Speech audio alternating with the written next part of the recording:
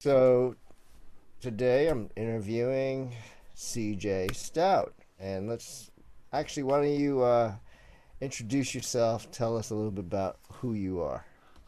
My name's CJ. I'm 39 years old. I live in the Pacific Northwest of the United States, in a place called Shoreline, which is a suburb of Seattle. Seattle's just a few blocks up the street. I've lived here since in the Northwest since, gosh, for a long time, since 1988. And now I'm married to my wife, who also grew up in Mukilteo. We both grew up in a little suburb of Seattle, right outside Everett, called Mukilteo, and we have two young children. Lovely, Yeah. lovely. And what did you study when you went to college? Well, I started after finishing high school. Of course, I wanted to do music because I had been playing guitar since the age of 12 and started doing piano as early as 5 to with little results. Um, I wound up picking up piano again when I went to community college. Okay. Shoreline Community College was my first destination, and I took the music program there, which was theory and piano and juries, and wound up getting a transfer degree to get myself to the University of Washington, where I majored in communications and finished my undergrad in social interaction. Wow. That was my BA is in communication with an emphasis on social interaction. And then what did you do with that? Well, I had been working kind of, the typical, well, I don't want to say what's typical. I'd been working in uh, various service jobs and playing in bands and gigging Uh-huh. as much as possible. At a certain point, I decided I was going to leave that work and find a purpose that was greater than myself. Hmm. I, I had grown up watching the show Life Goes On with uh, featuring Chris Burke, and that was a striking experience in my formative years as a child, seeing and witnessing on TV the experience of this family of a child with a disability. And I had always had this compulsion, this drive to affect change in the lives of people with disabilities. And that show was a catalyst for that for me. I decided I was going to work with people with special needs. I marched over to the Experimental Education Unit, also known as the EEU, which is a research hub for the United States about teaching children, and namely children with special needs. This was at University of Washington? Indeed, indeed. I wasn't yet a grad student there yet. Yeah. Anyways, I worked at the EEU and started working with kids of all abilities, which led me to an opportunity to attend their graduate program, the College of Education, and achieve a master's degree in early childhood special education. This Wow. afforded me other opportunities to work privately as a behavior technician in the homes of some children. Back then, it wasn't even behavior tech, it was just you're an in home therapist. Somebody who came to the home, was trained and supervised, and then worked with the child, several hours a day for however many days a week. That's a long answer to I finished my master's degree at the University of Washington in early childhood special education and wound up working for King County's largest early intervention provider, Kindering, serving families of children with disabilities ages birth to 3 for about 10 years. Wow. That's amazing. So then how did this come that you started teaching music? I'd always been teaching music the whole way through. I'd have kids I knew in high school, their little brothers and sisters, always teaching guitar along the way. Um, and in my first year as an early interventionist, as a special educator in families' homes, my first ever home visit, walking into this family's home, and I see a little boy in front of a piano, and he's picking out a tune. He's not even 30 months old. Wow. And I'm thinking, this is really striking. Yeah. Thank goodness I'm here. This boy had autism.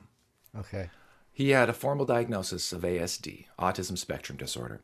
His parents needed support with things like sustaining attention, flexibility, following directions, expressive and receptive communication. I was trained to do these things. I had my degree. Nevertheless, I also recognized his affinity and prowess in music, his attention for music, the way that it lit him up. Wow. And after he turned 3 and aged out of our program, I thought, well, he's still, all along, I'd been using music as a way to motivate him, Okay. to target his areas for growth. I say to his mom and dad, I'm curious to know if I can still work with your family and work with music, work with him on music. And they said, well, great, because we had established this very meaningful relationship. That's our job as early intervention providers, is to support the family. So his parents were open to the idea. And I said, okay, great. I can't wait to work on music with this 3-year-old child. And I thought, well, how am I going to do this? I don't know how, but I know this child has it in them, just like all children do. Every child responds to music in their own way, one way or another. They do. So I got to work doing this research, and I came across an ebook called "Play Piano for Kids." This was in 2012. Play Piano for Kids seemed like the most accessible, modified, essentially special education for music learners that I'd ever seen, and there was nothing like it. And so I would show up to his house just like I would for a typical home visit, except it was, hey, let's color your fingers and put these stickers on your piano. And he had already succeeded with such fundamental skills as imitation and receptive identification and matching. So those were the 3 core things that we needed to know. Could he receptively identify a color? Could he imitate sounds and actions? And could he match? And he could at 3 years old. So that was the beginning. That's a long answer, Andrew. That was lovely. How did I get Wow. to the music color method? Well, in 2012, Yeah. I didn't even know what the music color method was. I knew Play Piano for Kids, and we did lessons for about 2 years, and then my first child was born, and my life changed quite a bit. But yeah, that's how it amazing. got started.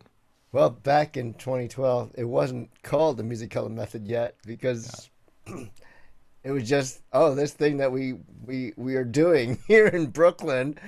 So it wasn't until 2015 that organized curriculum became known as the music color method. So you're really at the beginning. That's It's amazing. pretty. It is amazing. I feel very fortunate, very grateful that at the time I was looking, your provision was available. Lovely. So tell me about these students. What is their what's the biggest challenge of working with special needs students on music, and why? And is music? Well, maybe there's 2 parts to this question. Is music relevant and useful for all special needs students? In my experience, music is fundamental to learning in early childhood, to learning not just music, but learning life skills, learning functional, meaningful, socially significant skills. In the classroom that I led at our early intervention program, it is still there. It's called CUBS, Communication, Understanding, Behavior, and Socialization. It was essentially a small preschool program for children on the autism spectrum. That is my specialty. I'm a board certified behavior analyst, as well as my degree in special ed. And as the leader of that classroom, I used music throughout the day.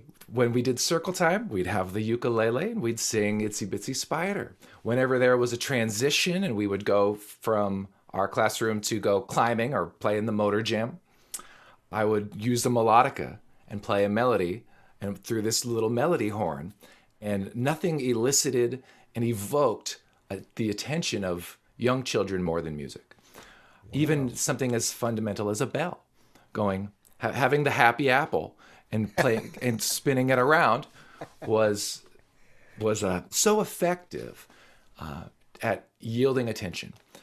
So that's the answer to is music meaningful and effective? Does it support learning for children? For all children, regardless of perceived limitations, diagnosis, disability, every child I've ever met has responded to music meaningfully. So when you're teaching, now you're teaching how to play music, but you were applying music in those classrooms. Did you actually try to teach like basic music skills, sing along, clap along kind of things in the classroom? Absolutely. So embedded in the circle time experience, we often would do things like imitation. Do what I am doing, follow me. I have a name and it goes like this, CJ. He has a name and it goes like this, Andrew. Yeah. And some families really loved that and relished the experience in my classroom. And then some of them, I would let them know, hey, if you're interested in doing music lessons after you're aging out of our program, I'm happy to continue working with your family or working with your child to explore how they might respond to learning to play piano. So, and why do you always start with piano? Absolutely. At 3 years old, it's the most level playing field. Okay. And three is really early. So yeah. And how do you know that you can work with a child? I mean, some kids have more needs than other ones, right? Right. How do you know when it's okay to work with a child learning piano or music? Well, I really like to look for those three fundamental skills that we mentioned earlier, which are matching, receptive identification. What does that mean when you say receptive identification? If I hold up two things and I say, Andrew, show me the pencil, you know which one is the pencil. Okay, so that's kind of understanding what the label is. Or... Yes, if I say, Andrew, show me blue, you can point to the blue one. Okay. Oh, I'm sorry, the blue one. I'm looking in the mirror here. Yeah. So, and then the last thing is imitation. If I clap my hands twice, you can clap your hands twice. Oh, no. If I clap my hands at all, you clap your hands at all. It doesn't even have to be twice, because if I clap once and you clap 5 times, we can shape that. I see. So tell us a quick blurb about what is Shoreline Music Lessons. Well, right now, Shoreline Music Lessons specializes in providing early childhood music instruction using the music color method to children of all abilities. So children of typically developing families or typically developing children, and children that might have more specialized needs or exceptionalities like autism spectrum disorder. I have a vast experience working with children with special needs as an early interventionist, and I have a master's in early childhood special education and a board certified behavior analyst. So that affords me robust experience in working with children that have autism spectrum disorder. That's fantastic. How many students do you have right now? Currently, I'm teaching about 7. It's Okay. all virtual, as is the Right. world right now. Right. And I do have a client with autism spectrum disorder right now, and we're working really hard on things like matching and imitation and identifying colors and fine motor control. And this is all virtual. You're doing this remote? It is indeed. That must be a challenge. It sure can be, and yeah. Yeah. All right. So, well, tell me, how did you get into all of this in the first place? Let's see. Getting into working with families of children with disabilities started in about 2007, when I got a job at the Experimental Education Unit at the University of Washington, which is a research place, a research hub for curriculum and children with special needs, like Down syndrome or ASD, autism spectrum disorder. Some of the Hmm. biggest names in research, in published research, uh, came out of there. And I just got a job as a TA. And 10, 15 years on, I have completed their master's program. Fantastic. So, you must play piano. I mean, is that your main instrument? My main instrument is guitar. Oh, That's okay. kind of, I fell in love with music at an early age, like many, and started doing piano around 5 years old to various degrees of success. I don't know if it was me who wasn't ready or my instructors who, you know, were may or may not have hit the mark. How did they teach you? What kind of methodology or curriculum did they use to teach when you were That's a learning? great question. I can't recall. At five Yeah. years old, I remember I had a teacher that I loved for about two lessons. She was great, and then she was gone suddenly. And I had a new replacement teacher, and it didn't go this as well. And I didn't pick up formal piano instruction again until community college around Wow. 18. Wow. So, you are now teaching very differently than you were exposed to back in the day. Indeed. Um, well, I guess what would you say is who's your ideal student? Let's see. My ideal student showed themselves to me back in 2012 when I walked into the home of a 3-year-old boy who had this striking affinity for music, and I was looking for a way to teach him. Um, he was 3 years old and had ASD and showed lots of promise. And his parents and I talked about it, and then I said, "Oh, I need to find a way to teach this child." I found an ebook on my iPad called Play Piano for Kids. This was exceptional because there was nothing else like it, and it was developmentally appropriate. It was the only thing I'd seen that I could relate to a 3-year-old who had the ability to identify colors, imitate sounds and actions, and match. These were things that we were working on uh, with his family to teach as a 3-year-old, as a 2.5-year-old. Long story Wow. short, I went into his house after he turned 3, put some stickers on his piano, colored his fingernails, and I was floored at how well this child took to this curriculum. We learned songs like Peanut Butter Sandwich and Let's Jump in the Pool and Cuckoo, and within a year, he was playing 10 songs Fantastic. because there were two ebooks at the time. Yeah, yeah, yeah, yeah. And so that's the long version of how I got to finding a curriculum that I could teach in early childhood music. So so that was our earliest books about the music color method before it was even called the music color method. What was, what were you, um, what do you think was good about it that helped you be successful? Well, as a special educator, the hallmark of special education is modifying and adapting curriculum to improve access for all children. So what separated what is now the music color method from any other piano instruction or music instruction period that was available in 2012 and even today is that it's modified and adapted to level the playing field. Anyone, it's just powerful to be able to have a 3-year old who can match, imitate, and identify colors learn to succeed making music because all children respond to music. So That's the fantastic. yes, the hallmark of special education was apparent in Play Piano for Kids and the music color method. So, were there any other methods you were using before you came across the music color method?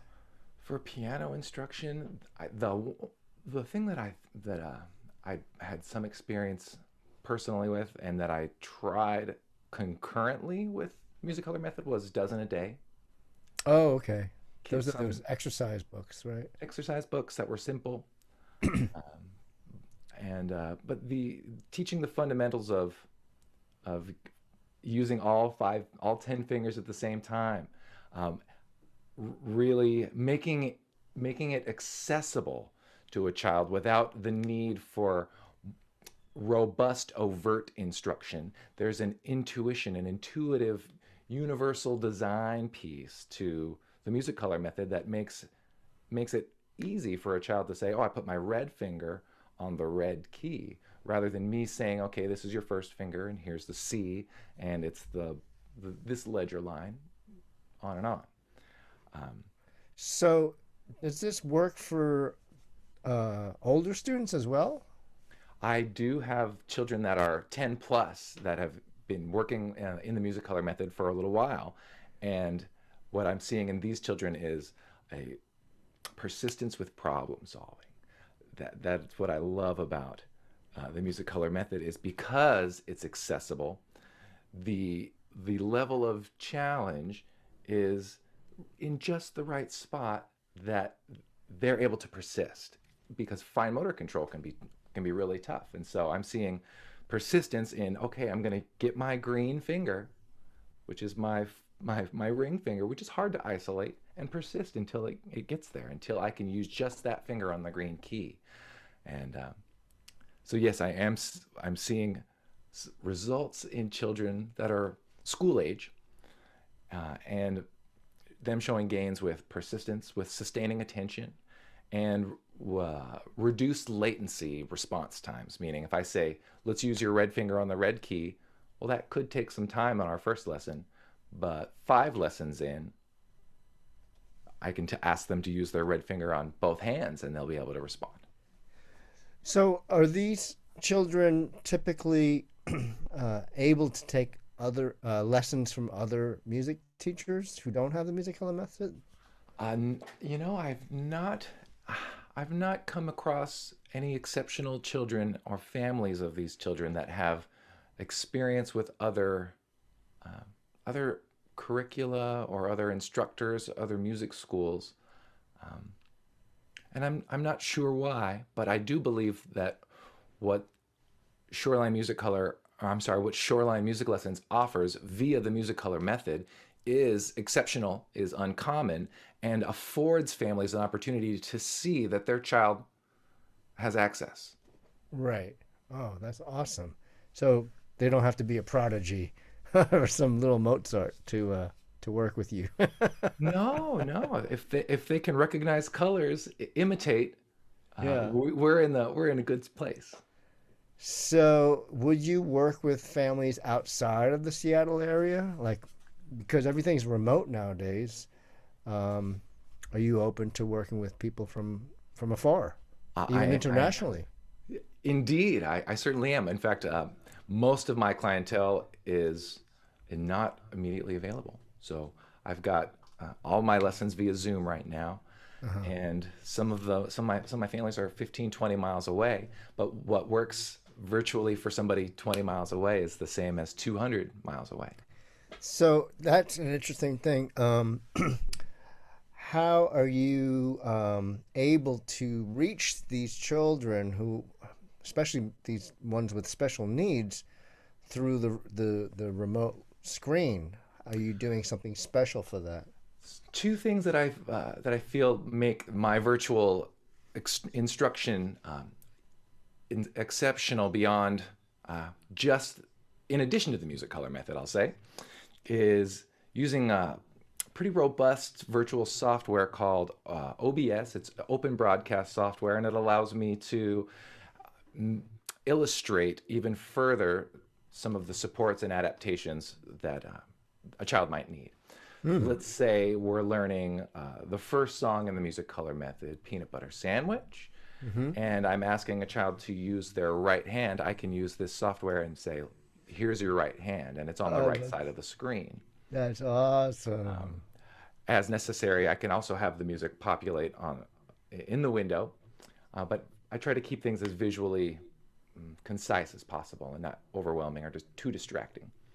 That's wonderful. So And then when we it looks switch like, hands, we'll go to the left hand, and I have it on the yeah. left side of the Oh, look at screen. that. That's so Yeah, good. or I guess it's my That's right great. hand, but it's a mirror. Oh, that's wonderful. So using robust software to augment the interface, to augment the experience, um, is another dimension of the music color method right now. I'm using the same materials. Those are images from your books. Um, Nice. Super cool. So,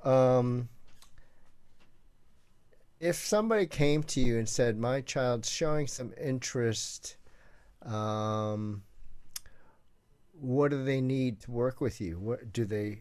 How do? Is there a certain setup they have to get before they can even work with you? I I have no barrier to entry beyond asking questions and doing a little interview with the parents to learn more about their child's profile, what motivates them, what excites them, and the most important thing is the why behind they or their child wants to learn music. Why do you want your child to learn music? Why do you think your child wants to learn music? Do they? Mm-hmm. Mm-hmm. So is music good for autistic children or special needs children? In my experience, music's good for all children. It's every child responds to music one way or another, and a child with ASD relative to another child that same age might have the same response, different responses. Who's to say? But they respond nonetheless. And the music color method affords both of those children, both profiles, a level playing field for creating. Hmm. So is there a so the music color method uh, uses color as evident in the name, right? Do you find that there's a that it's a that it ever interferes with them going further to learn general music, reading on the staff, becoming a real musician? I have not found any reason or rationale behind why the music color method um, interferes.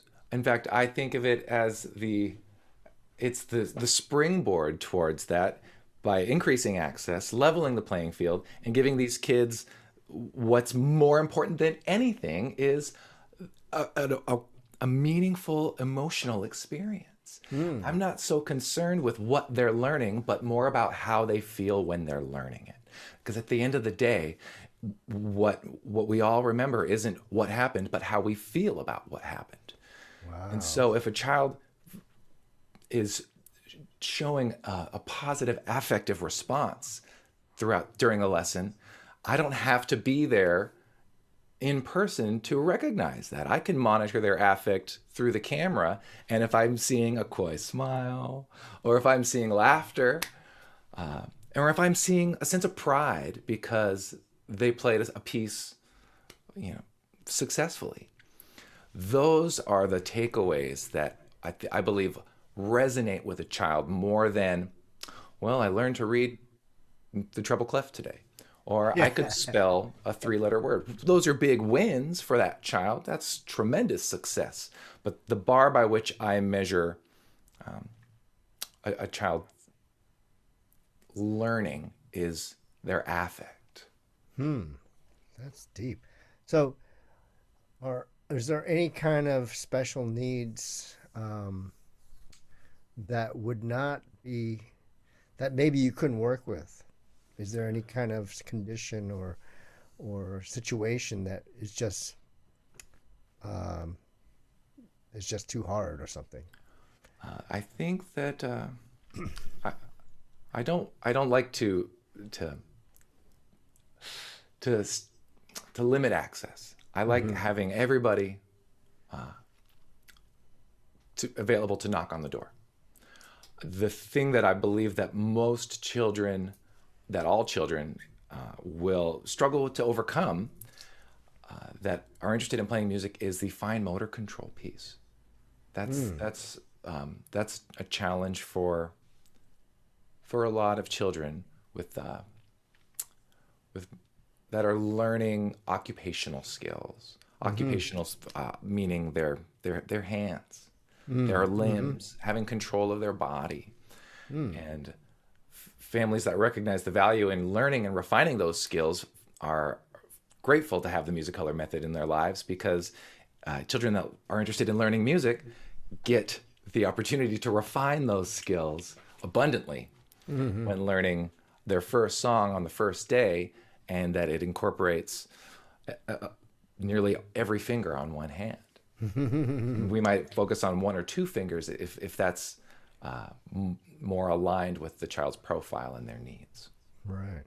So, do you see that these kinds of lessons help more than just being a fun activity to fill up the afternoon? Does it have an imprint on the rest of their lives? Or Well, in my 20 years teaching music, music learning supports all learning. And the kids that I taught 20 years ago, I know are still playing today because they check in once in a while. Um, oh, that must be lovely. it's a treat.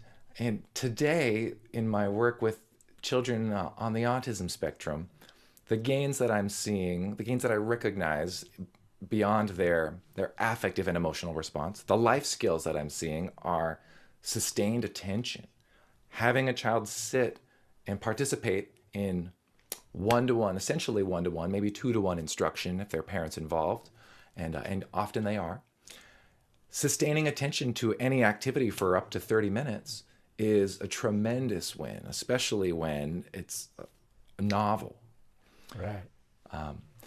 Other gains that are functional and socially significant include their problem solving and persistence.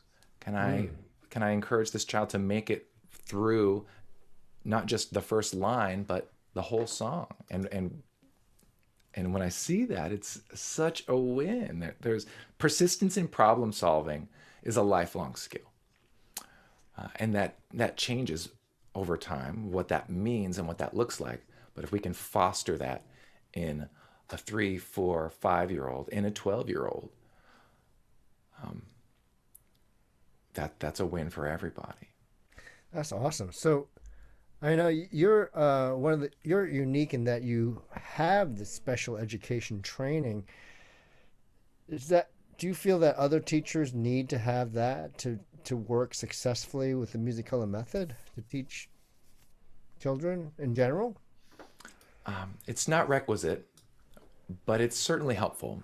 Research shows that what is effective for kids with disabilities is effective for all children, just like music learning supports all learning. Hmm. So, something that works for a child on the autism spectrum works just as well for my child. Mm. And I'm thrilled and grateful to be able to offer that opportunity to both.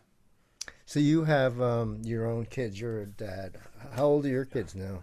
I have a boy who's turning 5 next month, Oh, and a great. boy who's about 30 months. Oh, And wow.